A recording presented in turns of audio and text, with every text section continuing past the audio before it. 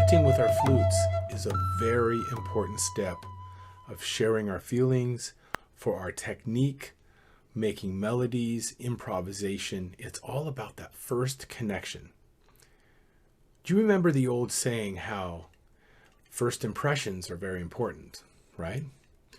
Well, when we first pick up our flutes, a good practice is to feel the holes of your flute.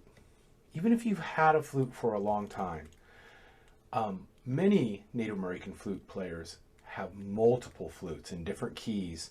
For instance, this flute is in the key of A minor. So the finger spacing is going to vary depending on the flute maker and the key. So when you first prepare to play, even if you feel like you're familiar with your flute, feel the holes. Take the pads of your fingers and just feel the shape of the holes and the spacing. Feel the weight of the flute in your hands. How's it feel, right? Take a nice deep breath. Make sure you check the block every time you play. Every flute has its own unique, almost like a fingerprint where that block should be. That's a whole nother discussion. But put that block in the best place that you are aware of. Feel the flute.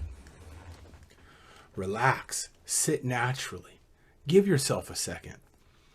Gather yourself to breathe through your flute and make your notes. This connection is very special.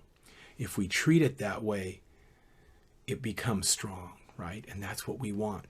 We want that blending between the flute and the player. Take a nice deep breath. Relax. Feeling the holes of the flute. Making sure that all parts of the holes are covered. A nice medium breath. Now remember, again, this varies. So this is your moment to think, how much breath does this flute like? Some flutes require more air pressure, some less. This flute, nice medium breath. And before you go to improvise or perform, like I'll be on stage and I will play that fundamental note and I'll listen to it.